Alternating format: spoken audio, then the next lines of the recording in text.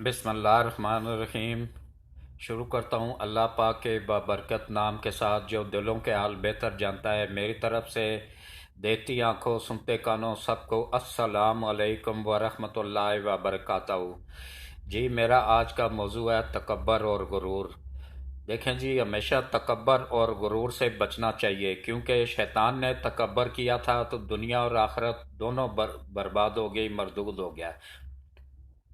शैतान जो है ना, ये पहले जब गुरूर इसमें नहीं था, तकब्बर नहीं किया था, गुरूर नहीं किया था, तो ये अल्लाह के बरगजीदा बंदों में से था। इसने इतनी इबादत की थी, इतनी इबादत की थी कि इसको अल्लाह ताला के यहाँ फरिश्तों में दर्जा मिल गया था। ये फरिश्तों के साथ रहता, उनके साथ परवाज़ करता, उनके साथ अल्लाह की इबादत करता, और बहुत इज़्ज़त थी। हर आसमान पे इसको इज़्ज़त और एहतराम के साथ देखा जाता था।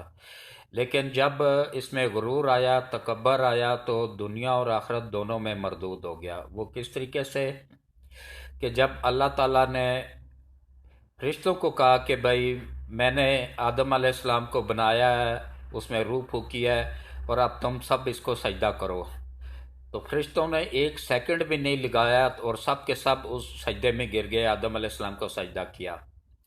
लेकिन इस शैतान मरदूद ने सोचा कि भाई मैं तो, ये तो मिट्टी से बना है और मैं तो आग से बना हुआ हूँ, मैं इससे अफजल हूँ, मैं इसको क्यों सजदा करूँ। गुरूर किया, तकब्बर आ गया दिल में, गुरूर आ गया, और उसका नतीजा क्या निकला कि वो दुनिया में भी मरदूद हो गया और आखिरत में भी मरदूद हो गया। उसके चेहरे का नूर छीन लिया गया, उसका चेहरा बिगड़ गया, और उसके बाद फिर अल्लाह के वहाँ से निकाल दिया गया, मरदूद करके दुनिया में भेज दिया गया। और फिर उसने अल्लाह से वादा लिया कि ए अल्लाह, मुझे बस इतना ताकत दे दे, इतना मोहलत दे दे कि मैं तेरे बंदों को भटकाता रहूँगा। अल्लाह ने कहा तू उनको भटकाता रहे, तो जो बंदे तेरे कहने पे चलेंगे, तेरी राह में चलेंगे, मैंने उनके लिए दोजख में सब बेहतरीन इंतज़ाम उनके लिए किया हुआ है। वो पूरी ज़िंदगी दोजख में ही जलेंगे और दोजख ही उनका आखिरी ठिकाना होगा। तो इसलिए हमें हमेशा गुरूर और तकब्बर से बचना चाहिए। और अब मैं दुनियावी चंद मिसालें आपको देता हूँ तकब्बर और गुरूर की। ये हमारे जो मौजूदा वज़ीर-ए-आज़म हैं, जनाब इमरान खान साहब, इनमें भी जब तकब्बर और गुरूर आ गया तो अल्लाह ताला ने कैसी इनको नसीहत की कि वो भी आप लोगों के सामने ही है। जब कोयटा में धमाका हुआ, कोयटा में एक फिरके के लोगों को मार दिया गया, उनकी लाशें रोड पे पड़ी रहीं। तकरीबन 25-30 लोग थे जिनकी लाशें रोड पे पड़ी हुई थी। उन्होंने, उनका सिर्फ एक ही डिमांड थी कि हमारा सदर या हमारा वज़ीर आज़म आए। सदर का नहीं कहा था, वज़ीर आज़म का। हमारा वज़ीर आज़म का आए, हमें तसल्ली दे, हम इनको दफना देंगे। तो वज़ीर आज़म साहब को कहा गया तो उन्होंने आगे से ये जवाब दिया कि मैं इनकी लाशों से ये ब्लैकमेल नहीं होगा, ये मुझे ब्लैकमेल करना चाहते हैं, मैं इनकी ब्लैकमेलिंग में नहीं आऊँगा। हालांकि उन्होंने, जिनके अजीज़ व कारब चले जाते हैं दुनिया से, उन बेचारों ने क्या किसी को ब्लैकमेल करना होता है, वो तो खुद उस वक्त परेशानी के मारे हुए होते हैं। तो उन्होंने क्या किया इन्होंने ये नहीं गए, इन्होंने वहाँ जाना ही गवारा नहीं किया। तो अल्लाह ताला ने फिर इनको कैसी नसीहत की कि देखें, आज एक एक टके टके के लोगों के पास जाके उनकी मिन्नतें कर रहे हैं, उनके पाँव पकड़ रहे हैं, उनके ठोडियों को हाथ लगा रहे हैं, लेकिन कोई बात उनको सुनने को तैयार नहीं। इससे पहले ये 4 साल तक लगातार कहते रहे हैं कि भाई हमने नहीं, ये मुस्लिम लीग नून टूट गई है, नवाज शरीफ की पार्टी ख़त्म हो गई है, नवाज शरीफ की सियासत ख़त्म हो गई है, दफन हो गई है, और अब उनके साथ हमारा कोई ताल्लुक वास्ता नहीं, पाकिस्तान का कोई ताल्लुक वास्ता नहीं, वो पूरी ज़िंदगी पाकिस्तान नहीं आ सकेगा, सियासत नहीं कर सकेगा, इसका सब कुछ ख़त्म हो चुका है। और आज देखें, हर सियासत का महवर नवाज शरीफ ही है। अल्लाह ने उसको कितनी, उसने एक बात कही थी सिर्फ कि मैं अपने तमाम फैसले अल्लाह पे छोड़ देता हूँ, और अल्लाह ने देखें उसके साथ कैसा इंसाफ किया है, उसको इज्जत भी दी, और उसको, उसकी पार्टी में से कोई 4 सालों में एक बंदा भी नहीं टूटा है। और उसका रद्द अमल अल्लाह की तरफ से क्या आया कि इसकी अपनी पार्टी टुकड़ों में तकसीम हो गई है। कोई छीना ग्रुप बन गया है, कोई तरीन ग्रुप बन गया है, कोई वो ये जिसने जियो ना समा टीवी खरीदा है, उसका नाम मेरे जहन में नहीं आ रहा है, कुछ वो ग्रुप बन गया है। और इसी तरह वो ग्रुपों में तकसीम हो गई है पीटीआई। उसकी अपनी पार्टी में 10 ग्रुप बन गए हैं, 10 से भी ज़्यादा बन गए हैं। हर बंदे ने 20-20, 30-30 बंदे तकसीम कर लिए हैं। अभी कल की बात है कि इसने लाहौर में एक इजलास किया, एक मीटिंग की। उसमें टोटल इसके 74 बंदों ने शिरकत की। मतलब ये है कि ना, सॉरी, 78 लोगों ने शिरकत की। और टोटल हैं 184। मतलब हाफ गए हैं, हाफ से भी कम गए हैं।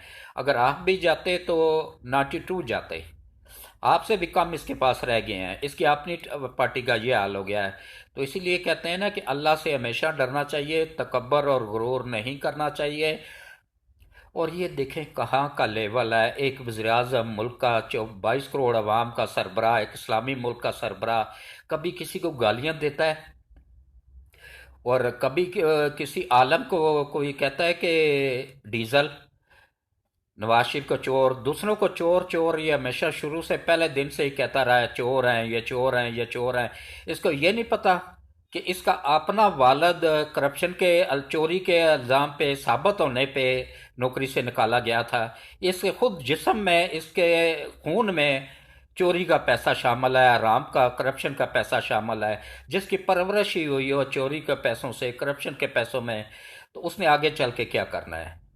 और उसके बाद फिर देखें, लोग कहते हैं ना कि नवाज शरीफ ने को, जिसको चोर और डाकू कहते हैं, मैं आपको बताता हूँ अल्लाह के, मैं उसकी साइड नहीं ले रहा हूँ, लेकिन मेरे लिए इमरान खान और वो बराबर ही हैं। लेकिन जो हक बात होती है वो हक ही होती है, और जो सच होता है वो सच ही होता है। मैं आपको बताता हूँ कि नवाज शरीफ ने 5 साल हुकूमत की। इसने उसको हुकूमत टिक के करने ही नहीं दी। ना उसको किसी आर्मी की सपोर्ट रही है, ना किसी जजों की सपोर्ट रही है।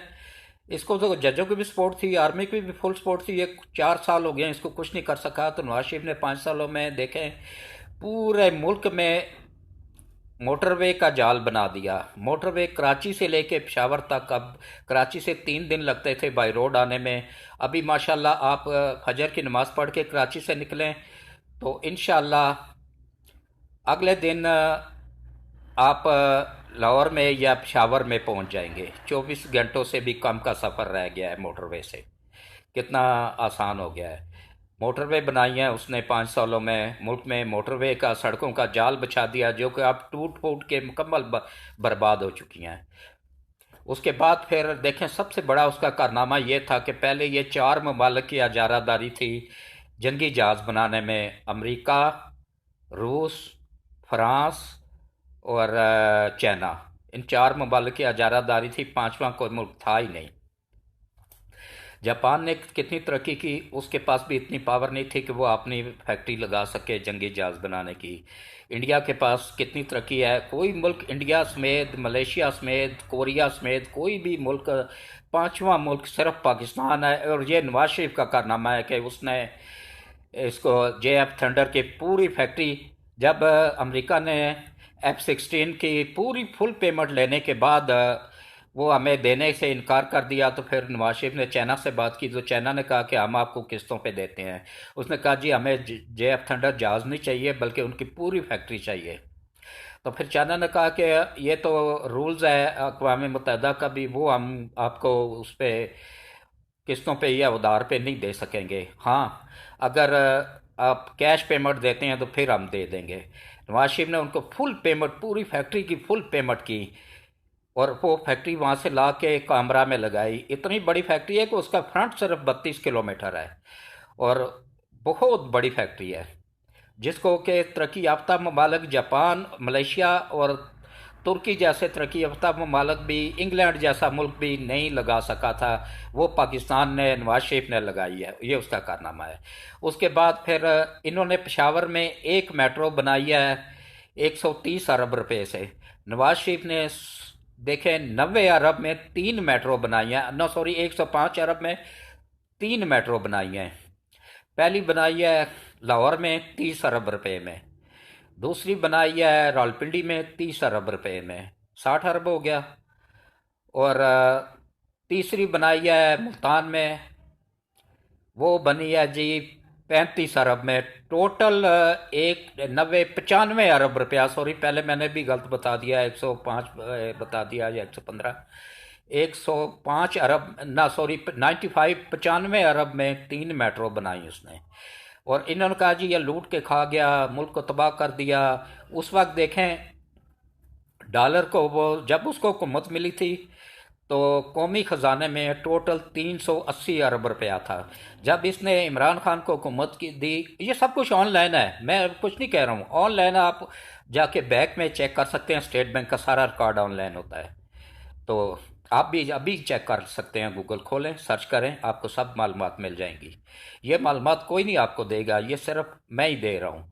और उसके बाद फिर 380 अरब था। इसको जब नवाज शरीफ को हुकूमत मिली तो 380 अरब था। तो जब इन्होंने हुकूमत इमरान खान के वाले की तो उस वक्त ख़जाने में 1800 अरब रुपया मौजूद था।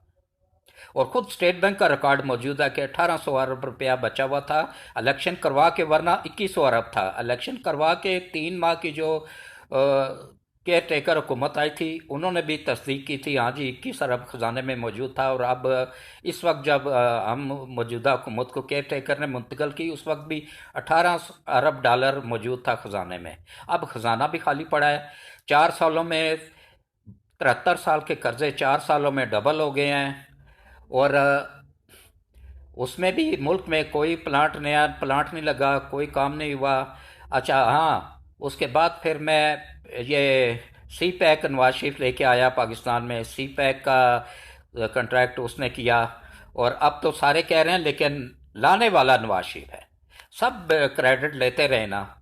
जरदारी साहब भी ले रहे हैं, लेकिन जरदारी साहब ने भी 5 साल हुकूमत की थी, उनके दौर में भी नहीं आया था। ये क्रेडिट सिर्फ और सिर्फ नवाज शरीफ को जाता है, वो लेके आया। और इसके बाद फिर ये पूरे मुल्क में उन्होंने सड़कों का जाल बिछा दिया, मोटरवे बना दी। अच्छा, गिलगित और ना ये मनसेरा और हरीपुर हज़ारे वाली मोटरवे, वो कितना तकरीबन मेरे ख्याल है 8 घंटे का सफ़र था, और अभी माशाल्लाह वो तकरीबन 2.5 घंटों में कंप्लीट हो जाता है। ये भी नवाज शरीफ का कारनामा था। इसके अलावा 380 नए नए ना सॉरी 580 नए अस्पताल उसने बनाए। गुर्दों का और दिल का, सबसे महंगा दिल का ऑपरेशन होता था। दिल का इलाज गरीब आदमी तो सोच भी नहीं सकता था कि वो बाईपास करवा सकता है। वो मर जाते थे इसी तरह लोग, दिल के वाल जिसके बंद हुए होते थे, उसके पास इतना पैसा ही नहीं होता था। दिल के अस्पताल नवाज शरीफ ने बनवाई, और फ्री मशीनरी, जदीद तरीन मशीनरी अमेरिका से आई और इंग्लैंड से आई, जर्मनी से आई, और बिल्कुल फ्री, कोई पैसा नहीं लगता था, फ्री इलाज होता था गरीब लोगों का। गुर्दों का उसने अस्पताल बनवाए, गुर्दों का भी बिल्कुल फ्री इलाज होता था। और आज आपको एक और चीज़ बता दूं कि नवाज शरीफ के अपने भी ज़ाती 4 हॉस्पिटल हैं, इत्फाक हॉस्पिटल के नाम से, जहां लोगों का बिल्कुल फ्री फीस बिल इलाज होता है। उसने कभी मशहूरी नहीं की, कभी एडवर्टाइजमेंट नहीं की, कभी किसी को नहीं बताया। उसके भी 4 हॉस्पिटल हैं जो फीस बिल करते हैं, बगैर पैसों के करते हैं, कोई पैसा नहीं लगता है, गरीब बंदा वहाँ से जाके अपना इलाज करवा सकता है। और इसका शौकत खानम, एक पहला हॉस्पिटल जब बनाया इसने, तो ये गया नवाज शरीफ के पास कि भाई मैं हॉस्पिटल बनाना चाहता हूँ, मेरी वालदा कैंसर से मर गई थी। तो अच्छा हाँ, एक चीज़ और बताऊं कि जब इसकी वालदा का इंतकाल हुआ तो ये माँ के जनाजे में नहीं आया था, ये इंग्लैंड में काउंटी खेल रहा था। और इसके बाप ने फ़ोन किया इसको कि भाई तुम्हारी माँ बहुत सख्त बीमार है, तुम माँ के मिल लो, तुम्हें याद करती है। अकलौता बेटा हो, माँ क्यों नहीं याद करेगी। तो जब उसने उसको याद कहा, तो उसने कहा जी मैं काउंटी छोड़ के नहीं आ सकता हूँ, मैं काउंटी खेल रहा हूँ, तो मेरा नुकसान हो जाएगा, मैं नहीं आ सकता हूँ। अच्छा, जब माँ फोत हो गई तो उसके बाप ने फिर फ़ोन किया कि बेटा तुम्हारी माँ तो फोत हो गई है, अब दुनिया में नहीं रही है, तो उसके जनाजे में ही आ जाओ। तो इसने फिर वही जवाब दिया कि मैं नहीं आ सकता हूँ, मैं मसरूफ़ हूँ, मैं काउंटी खेल रहा हूँ, मेरा नुकसान हो जाएगा। ये नहीं आया था माँ के जनाजे में। आप कोई भी बंदा साबित कर दे तो मैं हर किस्म के सज़ा के लिए तैयार हूँ कि ये अपनी माँ के जनाजे में बिल्कुल नहीं आया था। उसके बाद फिर शौकत खानम जब बनने लगा तो ये नवाज शरीफ के पास गया कि मेरे मैं अस्पताल बनाना चाहता हूँ। मेरी माँ भी कैंसर से मर गई थी, तो कैंसर का अस्पताल फ्री, फीस बिल्ला बनाना चाहता हूँ, लोगों का फ्री इलाज होगा वहाँ पे। तो नवाज शरीफ ने इसको जगह भी दी, और 70 अरब रुपए में वो अस्पताल बना हुआ है। उसमें से 50 अरब रुपया नवाज शरीफ के बाप मियाँ शरीफ ने दिया था, 10 अरब रुपया असागडार ने दिया था, और 60 अरब और 10 अरब टोटल इसने पूरे मुल्क से चंदा इकट्ठा किया था, पूरी वर्ल्ड से, पूरी दुनिया से 10 अरब। और इस तरह उसमें अस्पताल वो बना। और अभी कोई गरीब आदमी वहाँ से इलाज करवा के दिखा दे, अगर किसी आदमी को वो इलाज फ्री में हो, तो मैं हर किस्म की सज़ा के लिए तैयार हूँ। ना कोई टेस्ट फ्री में होता है वहाँ पे, ना कोई इलाज फ्री में होता है, सब फ्रॉड है, झूठ बोल रहा है। उसी से ही पैसे वो कमा के इसने दूसरे अस्पताल बनाए और बिजनेस किया है। ये बिजनेस कर रहा है सिर्फ, कोई इलाज वगैरह नहीं होता है वहाँ पे गरीब लोगों का। और इसके अलावा जो है ना, ये लोगों ने ये भी कहा कि क्या नाम है, हाँ, उसके बाद जब इसके पास हुकूमत आई, 4 सालों में देखें 73 साल के कर्जे 4 सालों में डबल हो गए। और हर किस्म का उन्होंने वो किया है, तो अभी तक कोई रिजल्ट नहीं निकला है। तो इसलिए इसको आवाम को भी अब सोचना चाहिए कि भाई 4 सालों में कर्जे डबल हो गए, 1 रुपये का कोई नया प्लांट नहीं लगा, 1 रुपये का कोई काम नहीं हुआ, तो ये आखिर कर्जे डबल कैसे हो गए? ये आवाम को सोचना चाहिए और सोच समझ के मुंतखब करने चाहिए नुमाइंदे। ठीक है जी, अल्लाह हाफिज़।